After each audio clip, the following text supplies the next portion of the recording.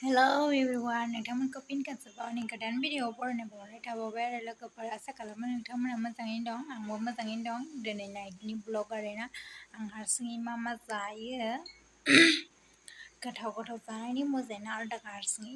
आं दायो मा बेदर लाबोदों नोंसोरनो खोन्थानोसै आरो लोगोफोर स' आंनि भिडिअखौ मोजां मोनोब्ला दैलि बिदिनो ब्लग हगारबाय थासिगोन आरोना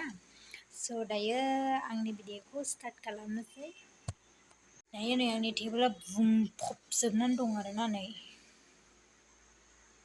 लाइट होनि आं एसे बुंफबजोबनानै दङ मा ओरैजायहाय नै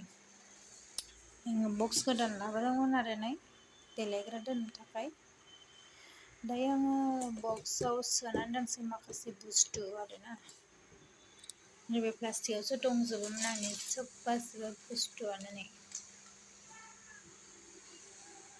जाग्राफ्राथ' मोननानै थालाजोबो आं पार्लाराव थांबाथाय आरोना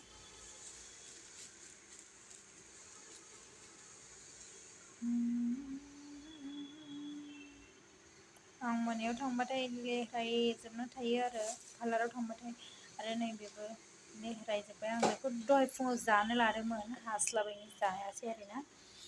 लेहरायना सिथारजोब्बाय दायो थाइसे जानांसिगोन बेखौहाय दायो आं बेखौहाय क्लिन खालामग्रोजोबसै आरोना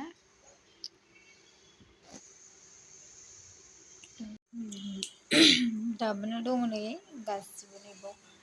माखासे सोजोब्बाय आंनि देलायग्रा मेकआप खालामबा माबा देलायग्रा दंजोबो आरोना बेयाव आरो आसानखौ नैबाव दोनबाय आङो ओमफ्राय बेयो आं प्लास्टिक दोनबाय स' दाबो क्लिन जाजोबाखै आरोना एसे उनावहाय आं क्लिन खालामजोबनानै खोन्थानोसै मानो होनोब्ला आङो माने नैबेफोरखौ दोननो थाखाय आङो माने नैबे बथलखौ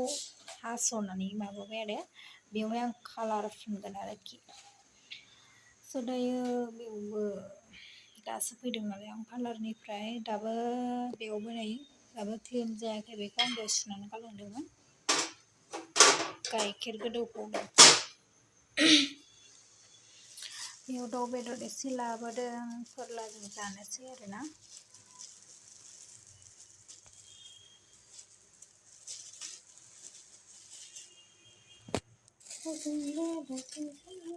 हारसिंलाय माथो जानो ना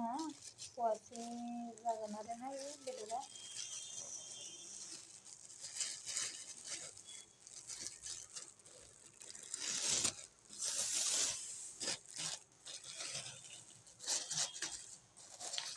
लकेल दाउ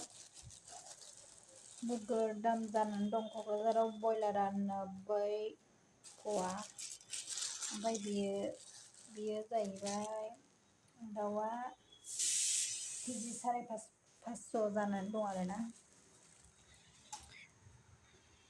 बेबायदि बहलजों जानोसै बहलजों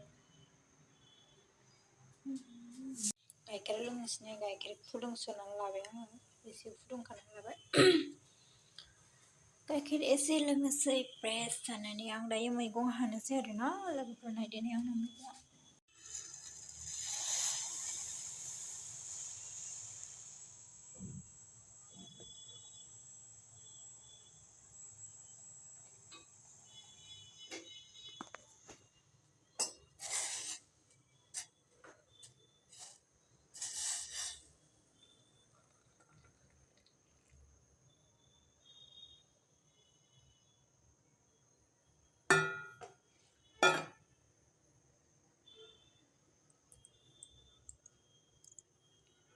नैबेखौ एवनोसै आरोना सबाइ बिमाखौ ओमफ्राय नै दाउखौ बहलजों थाइनैजोंनो फोरलाया जि बुरजा जाबाय दायो आं संनायखौ स्टार्ट खालामनोसै